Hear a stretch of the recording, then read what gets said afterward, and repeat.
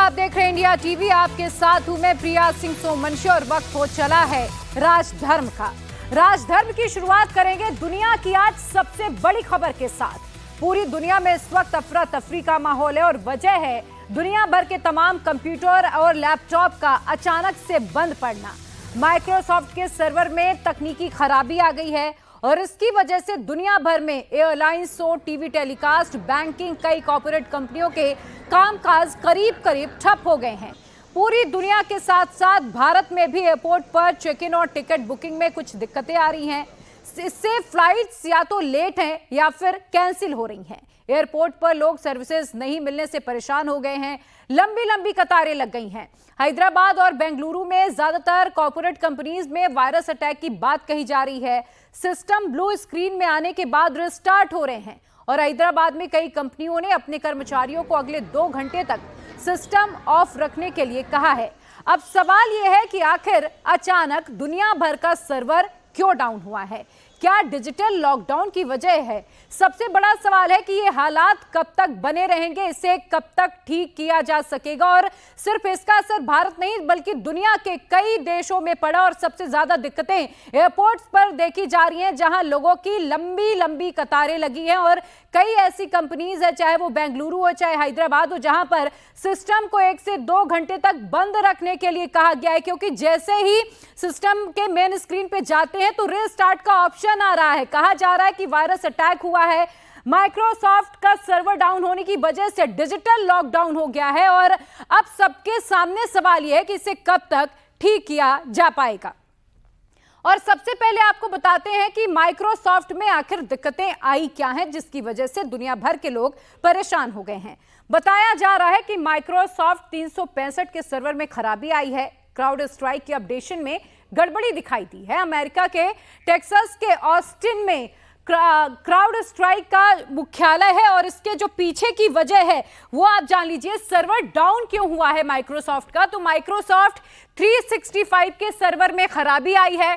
Texas के office Austin में crowd strike का मुख्यालय है। माइक्रोसॉफ्ट से जुड़े अपडेशन का जिम्मा इन्हीं के पास रहता है।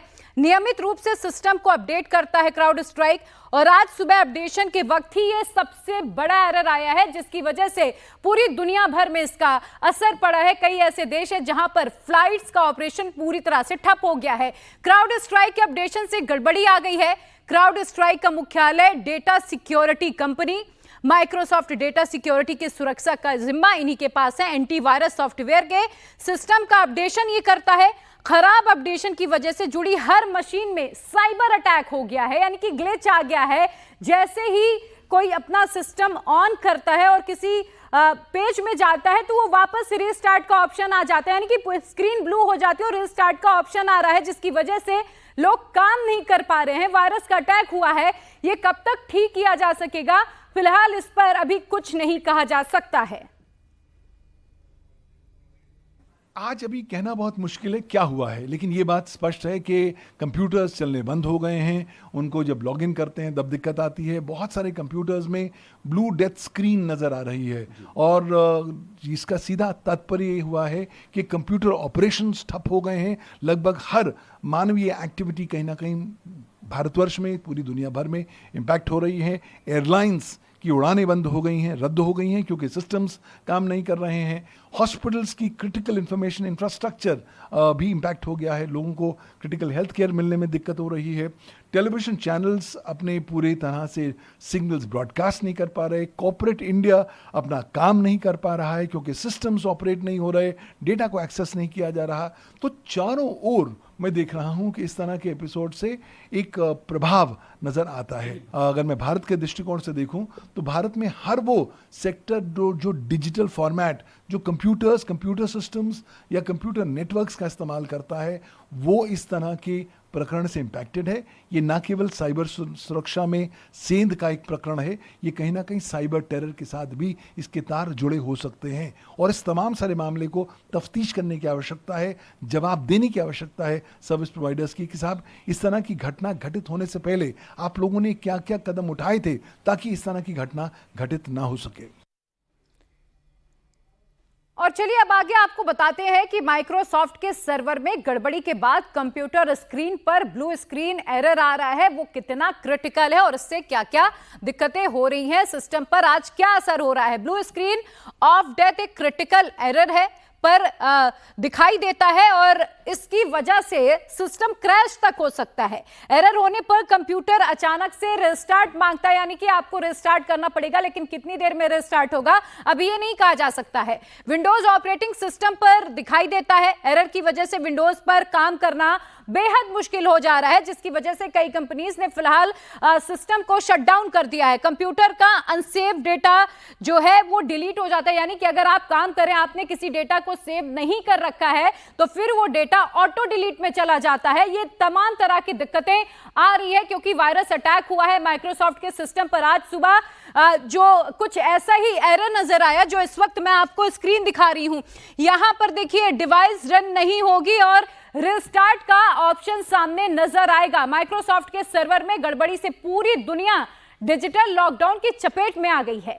अब सबसे पहले आपको बताते हैं कि किन किन सेवाओं पर असर पड़ा है, कहां कहां पे जो सर्विसेज हैं वो प्रभावित हुई हैं, किन देशों में सेवाओं पर असर पड़ा है और किन सेक्टर्स में असर पड़ा है। एयरपोर्ट सबसे ज्यादा फ्लाइट्स के ऑपरेशंस में दिक्कतें आ रही हैं। अगर किसी ने वेब चेक इन नहीं की है तो फिर अब वो नहीं कर पा रहे, उन्हें मैनुअली जाना पड़ रहा है। सिंगापुर हो, फ्रांस हो, ऑस्ट्रेलिया हो, न्यूजीलैंड हो, जर्मनी हो, ये तमाम वो कंट्रीज है जहां पर ऑपरेशंस में दिक्कतें आ रही हैं और भारत में विमानन सेवा पर भी असर हुआ है। हालांकि फिलहाल आईटी मिनिस्टर ने यह क्लियर कर दिया है कि माइक्रोसॉफ्ट की टीम से लगातार संपर्क किया जा रहा है, जो प्रॉब्लम है, जो ग्लिच आ रहा है उसे फाइंड आउट कर लिया गया है और अब उसे सुधारने में फिलहाल आगे काम किया जा रहा है। कई टीमें लगी हुई हैं। भारत में माइक्रोसॉफ्ट के सर्वर में गड़बड़ी का असर सिर्फ विमान सेवा पर ही दिखाई दे रहा है। देश के अलग अलग एयरपोर्ट्स पर चेक इन प्रोसेस थोड़ी स्लो हो गया है। डिजिटल डिस्प्ले बोर्ड काम नहीं कर रहा है, जहां पर आपको फ्लाइट्स की पूरी डिटेल्स मिलती थी। फिलहाल जो डिजिटली एक पूरा डिस्प्ले रहता था कि कौन सी फ्लाइट कितने बजे जाएगी, किस गेट नंबर पर होगी, ये तमाम चीजें फिलहाल आप नहीं देख पाएंगे। यात्रियों को अब हैंड रिटन बोर्डिंग पास ही दिए जा रहे हैं, यानी कि अगर किसी ने पहले से वेब चेक इन नहीं किया है तो अब आज वो वेब चेक इन भी नहीं कर पाएंगे और उन्हें मैनुअली जाकर वो लेना होगा बोर्डिंग पास। जरूरी काम से अगर एक शहर से दूसरे शहर जा रहे लोग हैं तो उन्हें थोड़ी सी एयरपोर्ट में दिक्कतों का सामना करना पड़ रहा है क्योंकि भीड़ लगातार एयरपोर्ट्स पर अब बढ़ती जा रही है। चाहे दिल्ली हो, मुंबई हो, जयपुर हो, बेंगलुरु, अहमदाबाद, चेन्नई, हर जगह कुछ ऐसी ही तस्वीरें आ रही हैं। हालांकि दूसरे देशों के मुकाबले भारत में जो स्थिति है वो बेहतर है। अब देखिए सर्वर फेल हो गया तो हालात डिजिटल लॉकडाउन जैसे हो गए। पूरी दुनिया की रफ्तार में कुछ ब्रेक सा लग गया है। जो विमान जहां खड़े थे वहीं हो गए हैं। बैंकों से लेन देन नहीं हो पा रहे। ठीक वैसे ही अगर पुलिस सबूतों से छेड़छाड़ करती है, साक्ष्य जुटाने में फेल हो जाती है तो फिर दोषी अदालत से बरी हो जाता है। और कुछ ऐसा ही सर तन से जुदा की नारेबाजी को लेकर हुआ है। ये मैं आपको बड़ी खबर बता दूं, पुलिस ने केस तो दर्ज किया लेकिन सबूत नहीं दिखाई पाए, साक्ष्य तो जुटाए लेकिन वो कोर्ट में दोषी को सजा नहीं दिला पाए। और अब बात इस वक्त जो आप सुन रहे हैं वो गौहर चिश्ती की है। आपको वो हत्याकांड याद होगा जब कन्हैया लाल का बड़ी बेरहमी से गला काट दिया गया था, जिसे अदालत ने बरी कर दिया है। गौहर चिश्ती पर आरोप क्या थे वो आप जान लीजिए। पुलिस से लगातार जांच पुलिस कर रही थी लेकिन कुछ जगहों पर चूक हो गई है। अदालत ने किस आधार पर बरी किया, तत्कालीन कांग्रेस की गहलोत सरकार को जिम्मेदार क्यों माना जा रहा है, वो मैं आपको डिटेल से बताऊंगी। इस पर डिटेल से चर्चा भी होगी और एक एक फैक्ट्स आज मैं आपके सामने रखूंगी कि आखिर दिक्कतें कहां पर आई हैं। अजमेर शरीफ दरगाह के खादिम गौहर चिश्ती को अजमेर की अदालत ने बरी कर दिया है। सरतन से जुदा की नारेबाजी के मामले में गौहर चिश्ती को राहत मिल गई है, लेकिन अब इस पूरे मामले पर सियासत गरमा गई है। इस मामले में राजस्थान की तत्कालीन कांग्रेस की अशोक गहलोत सरकार पर सवाल उठ रहे हैं कि क्या जानबूझकर बचाया गया है। आरोप यह लग रहा है कि तत्कालीन अशोक गहलोत की सरकार ने गौहर चिश्ती के केस को कमजोर कर दिया, जिसकी वजह से उससे आज बरी कर दिया गया है और इसको लेकर अब खूब सियासत हो रही है। अदालत ने सर तन से जुदा के नारे लगाने वाले गौहर चिश्ती समेत 6 आरोपियों को बरी कर दिया है। अजमेर की अदालत ने अपने आदेश में कहा कि पुलिस जो जरूरी साक्ष्य देने चाहिए थे वो नहीं पेश कर पाई है और इसीलिए गौहर चिश्ती को बरी कर दिया गया है सबूतों के अभाव में। पुलिस जांच में क्या चूक हुई है? सबसे बड़ा सवाल यह है कि जब हर चीज सामने थी तो फिर पुलिस सही तरीके से जांच क्यों पूरी नहीं कर पाई है, क्यों सबूत पेश नहीं कर पाई है, जिसके चलते आज गौहर चिश्ती को रिहाई मिल गई है और सबूतों के अभाव पर अदालत ने गौहर चिश्ती को रिहा कर दिया है। दरअसल 2 साल पहले 17 जून 2022 को सोशल मीडिया पर एक वीडियो वायरल हुआ। इस वीडियो में गौहर चिश्ती पर सर तन से जुदा के नारेबाजी का आरोप लगा था। इस मामले में 8 दिन बाद यानी कि 25 जून 2022 को अजमेर के दरगाह थाने में मुकदमा भी दर्ज हुआ है। अब देखिए कानून के हाथ से कैसे बचा गौहर चिश्ती, वो आप जान लीजिए। 17 जून 2022 सर तन से जुदा की नारेबाजी का आरोप लगा। 14 जुलाई 2022 हैदराबाद से अजमेर का गौहर चिश्ती गिरफ्तार हुआ। 25 जून 2022 को गौहर चिश्ती के खिलाफ एफआईआर दर्ज हुई।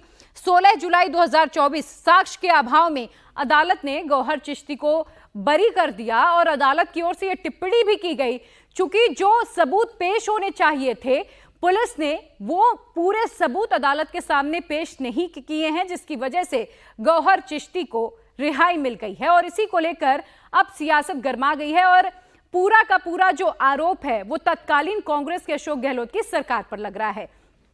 इस मामले में 14 जुलाई 2022 को गौहर चिश्ती को हैदराबाद से देखिए गिरफ्तार भी किया गया था। इस मामले में 2 साल तक ट्रायल चला और 2 साल बाद गौहर चिश्ती को कोर्ट ने बरी कर दिया है। सबसे पहले तो न्यायालय का शुक्रिया अदा करना चाहूँगा, जिनसे मुझे जो उम्मीद थी न्याय की, वो मेरे साथ उन्होंने न्याय का फैसला किया। इस तरह के फैसले अगर होते रहेंगे तो इंसानों में न्यायपालिका का भरोसा कायम रहेगा। जिस तरह मेरे ऊपर झूठा प्रकरण दर्ज किया गया था, वो न्यायालय ने मुझे बरी किया है, मैं इसका शुक्रिया अदा करता हूँ। और सद्भावना का पैगाम देते हुए ये कहना चाहूँगा कि हिंदुस्तान के सभी लोग आपस में मिल बांट करके हिंदू मुस्लिम एकता का मिसाल जो जिस तरह हमारे हिंदुस्तान में दी जाती है, अगर नवाज की बारगाह से पैगाम दिया जाता है, वो पैगाम आगे भी जाता रहे और सब लोग मिलजुल कर रहें। कुछ जो नापाक ताकतें हिंदुस्तान में एकता और अखंडता को तोड़ना चाहती है, उनसे बचकर रहें। वो हर धर्म और हर वर्ग में मिलेंगे। गौहर चिश्ती को 2 साल पहले गिरफ्तार किया गया था। गौहर चिश्ती पर भड़काऊ नारेबाजी का आरोप लगा था। सबसे पहले आपको 17 जून 2022 का वो वायरल वीडियो मैं आपको दिखा रही हूं, जो वायरल हुआ था और जिसके आधार पर यह केस दर्ज किया गया था। वो वीडियो देखिए। अगर कोई हमारे वकील की शान में गुस्ताखी करेगा तो हम उसकी गुस्ताखी को कतई बर्दाश्त नहीं करेंगे।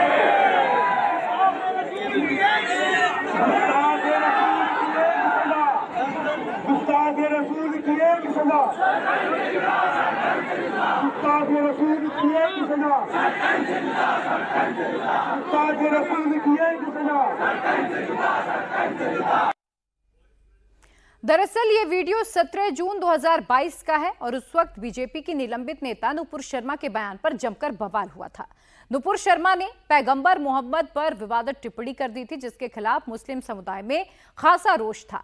इसे लेकर ही अजमेर शरीफ में भी मौन प्रदर्शन हो रहा था और इसी दौरान अजमेर शरीफ दरगाह के खादिम गौहर चिश्ती मंच पर आए और आरोप है कि उन्होंने सर तन से जुदा के नारे लगवाए। इस मामले में उन्हें 2 साल पहले गिरफ्तार किया गया था, लेकिन आज रिहाई मिल गई है। गिरफ्तारी के बाद गौहर चिश्ती के खिलाफ अजमेर की अदालत में 2 साल तक सुनवाई हुई। इस दौरान पुलिस ने 22 गवाह और 32 दस्तावेज पेश किए थे, लेकिन कोई ऐसा सबूत नहीं पेश कर पाया जिससे यह साबित हो सके कि गौहर चिश्ती दोषी है। लिहाजा अदालत ने गौहर चिश्ती समेत सभी 6 आरोपियों को बरी कर दिया है। इंडिया टीवी के पास जो अदालत ने आदेश दिए हैं उसकी एक्सक्लूसिव कॉपी है, जो इस वक्त आप अपनी टेलीविजन स्क्रीन पर देख पा रहे होंगे। ये कॉपी है जिसमें अदालत ने साफ तौर पर बताया है कि गौहर चिश्ती को बरी क्यों किया जा रहा है।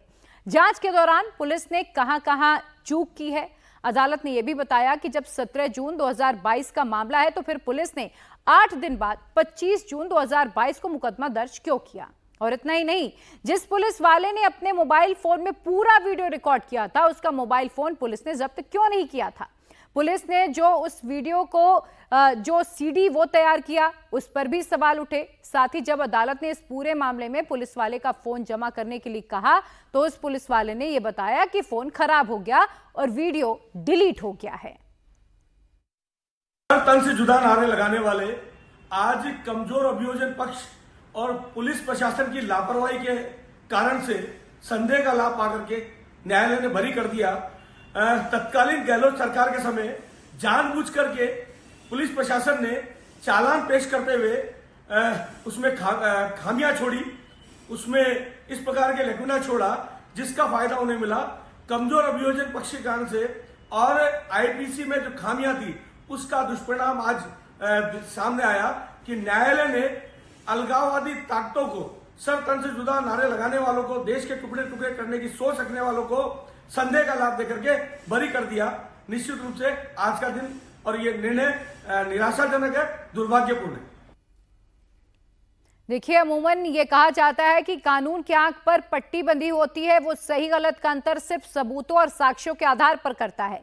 किसी आरोपी के खिलाफ अगर पुलिस सबूत जुटाने में फेल रहती है तो कोर्ट उसे बरी कर देता है, और कई बार तो यह भी देखने के लिए मिला है कि गलत सबूत के आधार पर निर्दोष लोगों को भी सजा हो जाती है।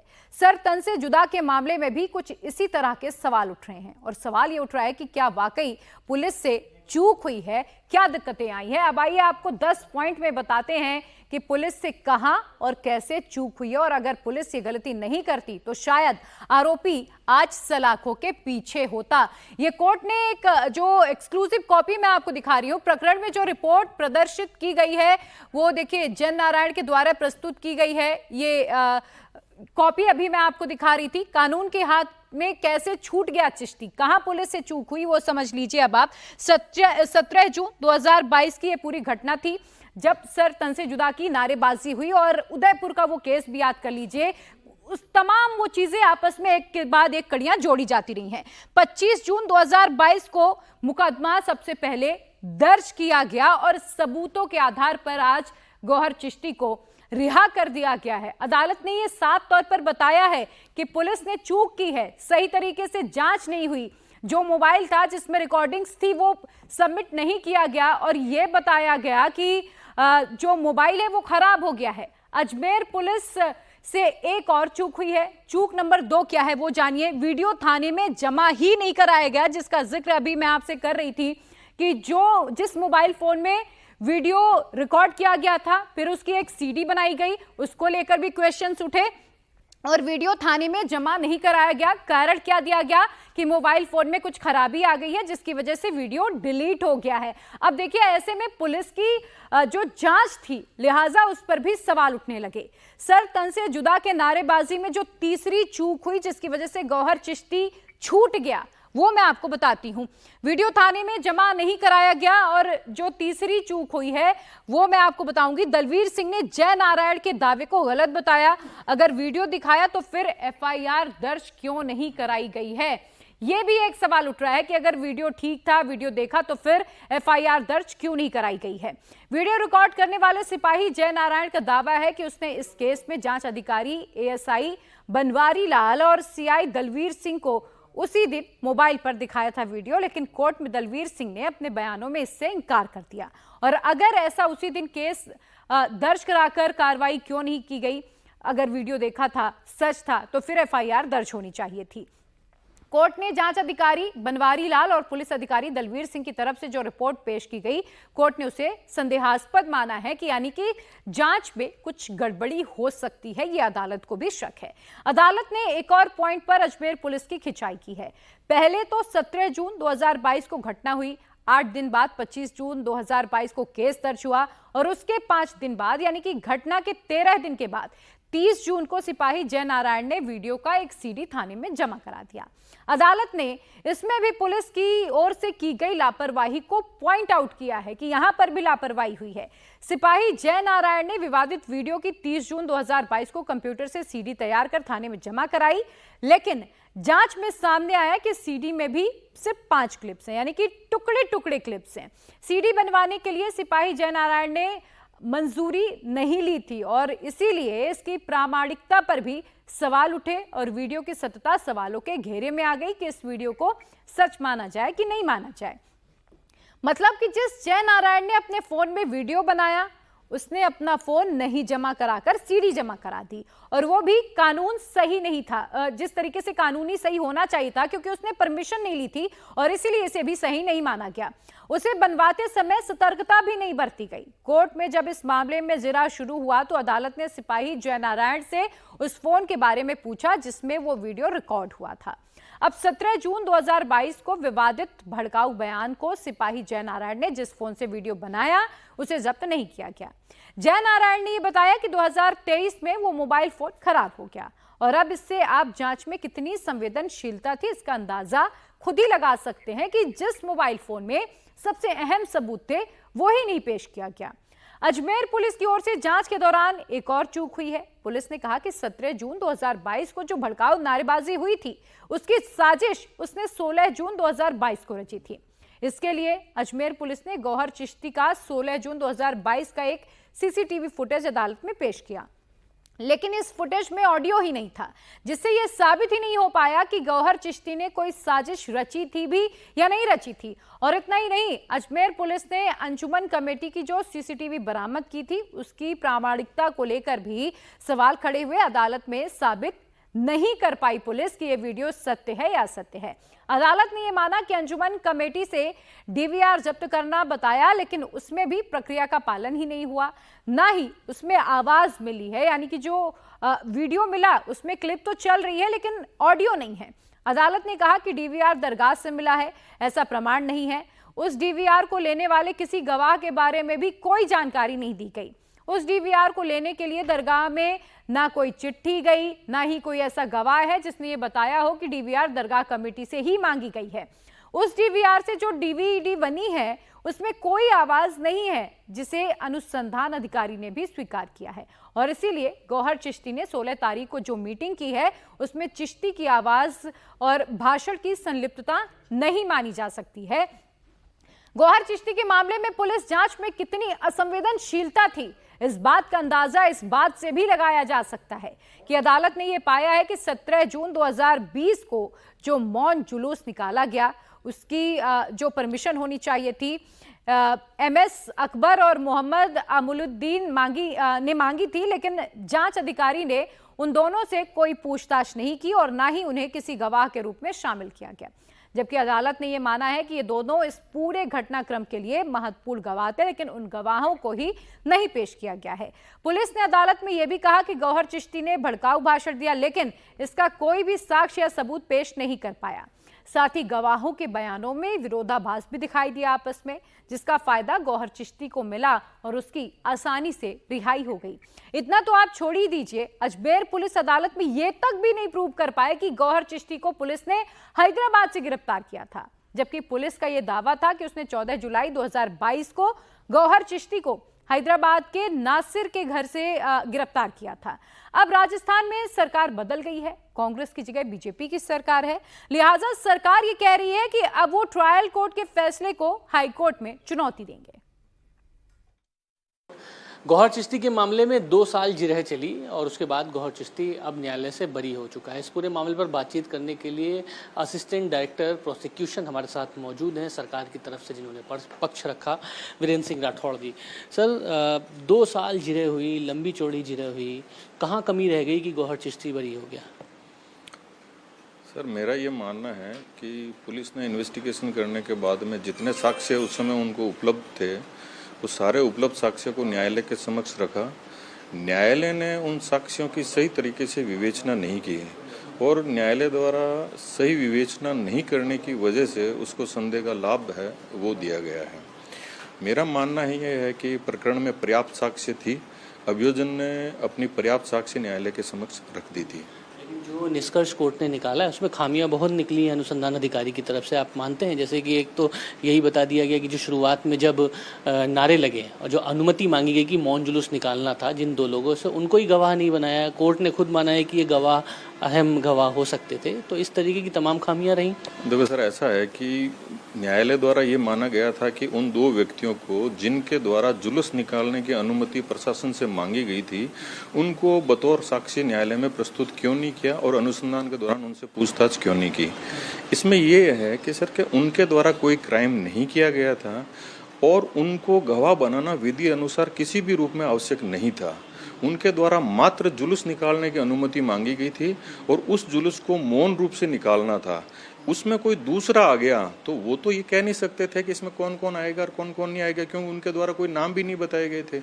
और वैसे भी उनके द्वारा न्यायालय में ये तो कहने से रहा कि इन्होंने ऐसे नारे लगाए थे, वो कह भी नहीं सकते थे। तो उनकी कतई आवश्यकता नहीं थी कि उनको साक्षी के रूप में न्यायालय में परीक्षित करवाया जाए। जितना साक्ष्य था उनमें सबसे बड़ी चीज है कि जिस साक्ष्य को न्यायालय ने माना नहीं, वो वीडियोग्राफी हो रखी थी, मोबाइल से वीडियो बनाया हुआ था, उसमें एक एक अभियुक्त है वो अच्छी तरह से नजर आ रहा था और उनके द्वारा ये जो नारा लगाया गया था वो साफ रूप से दिख रहा था और सुनाई दे रहा था।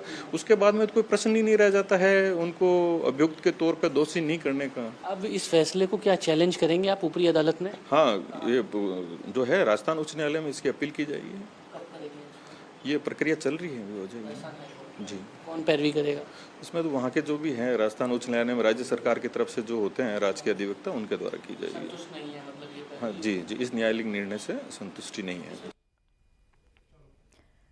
गौहर चिश्ती अजमेर शरीफ दरगाह का खादिम है। अजमेर शरीफ में लाखों लोग दुआ मांगने के लिए पहुंचते हैं। मजार पर चादर चढ़ाई जाती है, लेकिन जब 17 जून 2022 को उनका विवादित बयान सामने आया था तो खूब बवाल हुआ था। यहां तक कि कन्हैया लाल मर्डर केस में भी इनका नाम उछाला गया था और यह कहा गया था कि कन्हैया लाल के दोनों हत्यारे गौहर चिश्ती से मिलने के लिए उदयपुर से अजमेर आने वाले थे, लेकिन रास्ते में ही उन्हें गिरफ्तार कर लिया गया था। लेकिन गौहर चिश्ती अब कोर्ट से बरी हो चुके हैं और इस मामले में उनके वकील का कहना है कि उन्हें गलत तरीके से फंसाया गया था। गौहर चिश्ती को सर तन से जुदा के मामले में जेल में रखा गया था, गिरफ्तारी हुई थी, एफआईआर दर्ज की गई थी और उसके बाद जब ये फैसला आया है तब गौहर चिश्ती बरी कर दिए गए हैं। बाकायदा अदालत में ये माना गया है कि जो एविडेंस पेश किए गए हैं वो एविडेंस कहीं ना कहीं सही नहीं है, ये साबित नहीं कर पाते हैं कि गौहर चिश्ती पूरी तरीके से एक्यूज्ड है। इस वक्त हमारे साथ हाजी फैयाज मौजूद हैं जो कि गौहर चिश्ती के साथ को एक्यूज्ड हैं नासिर वो शख्स था जिसके ऊपर आरोप था कि गौहर चिश्ती को उसने अपने यहाँ छिपने के लिए जगह दी, उसको लेके गया।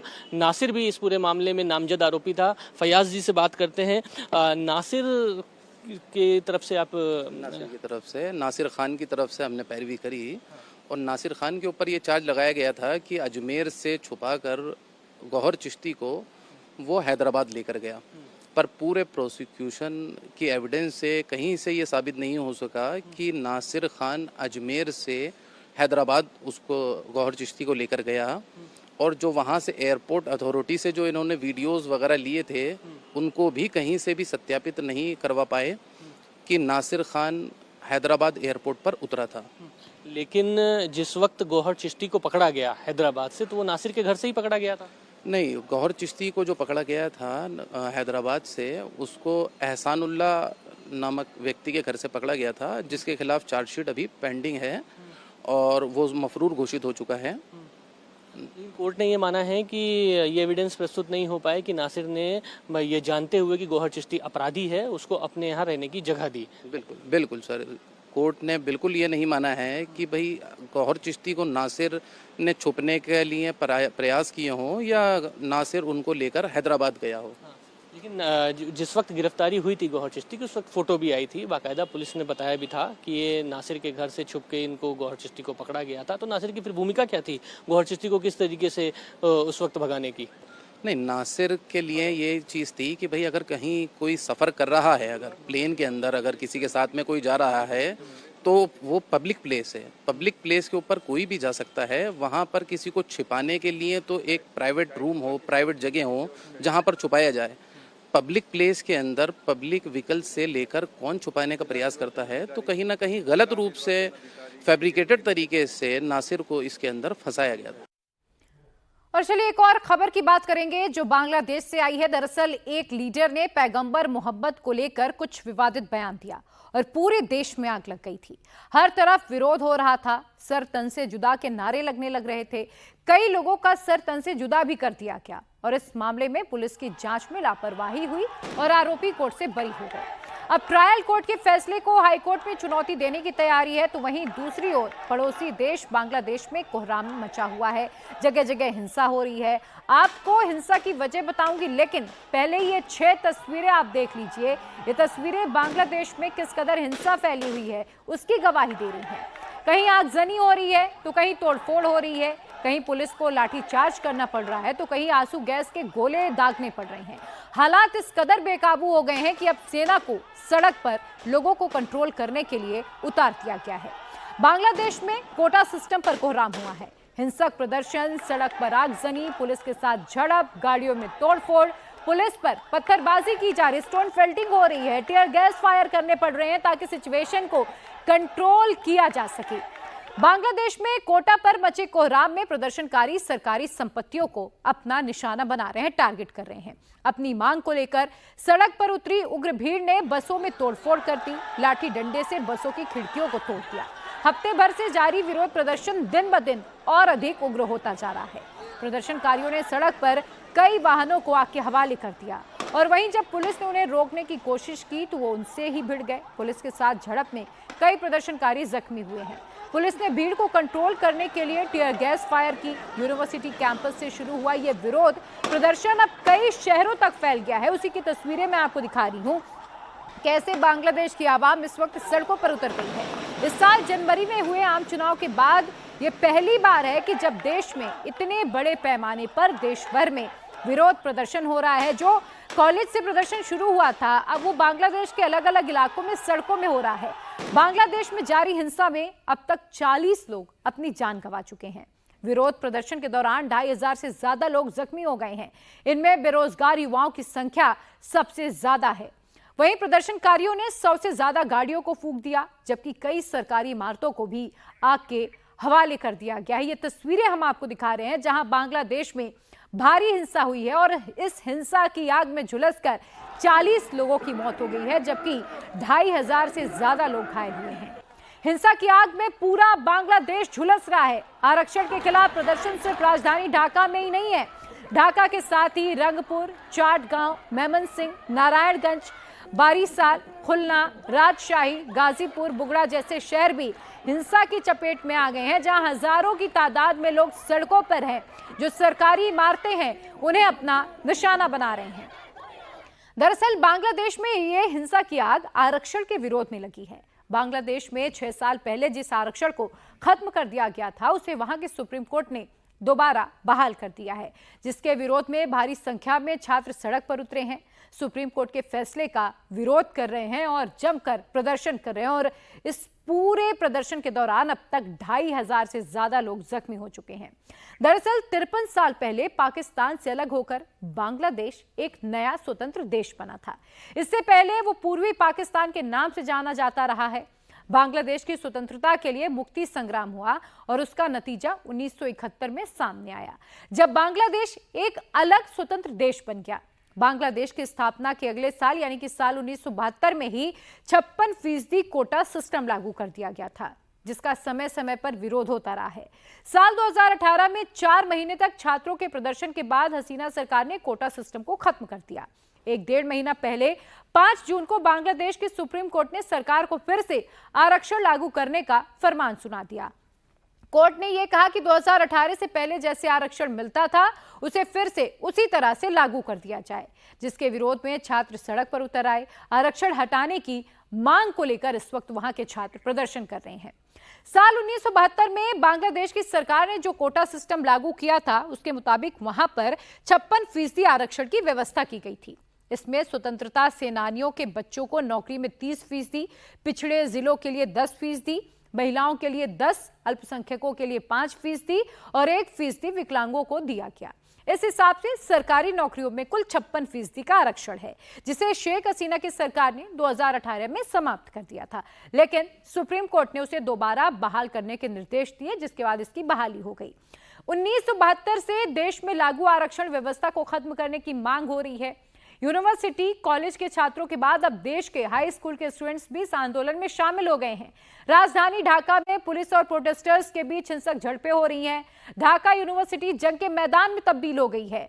कुछ सरकार समर्थक स्टूडेंट ग्रुप्स ने भी प्रदर्शनकारियों के खिलाफ मोर्चा खोला है। बढ़ती हिंसा को देखते हुए बांग्लादेश की कई यूनिवर्सिटीज और स्कूल्स को फिलहाल बंद करना पड़ गया है।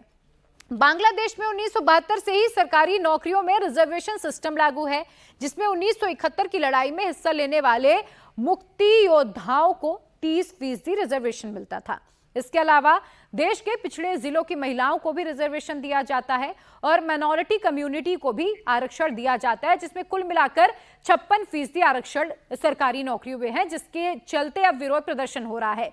हिंसा की असली वजह ये आरक्षण ही है। बांग्लादेश में जो सरकारी नौकरियों में 56% आरक्षण दिया जा रहा है, उसमें 30% 1971 के मुक्ति संग्राम के स्वतंत्रता सेनानियों के वंशजों के लिए है और सबसे ज्यादा विरोध इसी के लिए है। छात्रों का यह कहना है कि उनके वंशजों को आरक्षण क्यों मिले? पिछले 50 साल तक तो आरक्षण मिला ही, लेकिन अब उन्हें आरक्षण नहीं चाहिए। आपको बता दें कि बांग्लादेश में बेरोजगारी चरम पर है। वहां हर साल करीब 3000 सरकारी नौकरियां ही निकलती हैं, जिनके लिए करीब 4 लाख कैंडिडेट अप्लाई करते हैं। यानी कि हर साल 3,97,000 लोगों को नौकरी नहीं मिल पाती और इसीलिए आरक्षण आरक्षण का ये जो पूरा मुद्दा है और तेजी पकड़ता जा रहा है। चलिए, अब केवल बांग्लादेश ही नहीं सुलग रहा है इस वक्त, ब्रिटेन में भी कुछ ऐसा ही हाल है। ब्रिटेन के शहर लीड्स में भी दंगे भड़के हैं। एक छोटी सी बात को लेकर इतना बवाल मच गया कि सैकड़ों दंगाई घंटों तक लीड्स की शहरों पर गदर मचा रहे हैं। पुलिस असहाय नजर आई। भीड़ ने शहर के बीचों बीच एक डबल डेकर बस को जला डाला। पुलिस की गाड़ी पहुंची तो उसे पलटा दिया गया। बाद में जब पुलिस की गाड़ी पहुंची, कुछ और भी गाड़ियां आई तो उन पर भी पत्थरबाजी की गई। बीच चौराहों पर सामानों की होली जलाई गई। कई घंटों तक भीड़ का नंगा नाच चलता रहा। ये सब कुछ हुआ एक छोटी सी घटना को लेकर। दरअसल ब्रिटेन की सोशल सर्विस ने एक परिवार से 4 बच्चों की कस्टडी ले ली। सोशल सर्विस ने परिवार से बच्चों को क्यों छीना है, इसके पीछे की वजह नहीं बताई, लेकिन इसके बाद जो कुछ हुआ वो कल्पना से परे था। पूरा शहर दंगों की आग में झुलस गया। एक खूबसूरत शहर को दंगाइयों ने बदसूरत बना डाला। देखिए कैसे सड़कों में सामानों की होली खेली जा रही है, पुलिस पर पत्थरबाजी की जा रही है। एक छोटी सी बात में इतनी बड़ी हिंसा हो गई।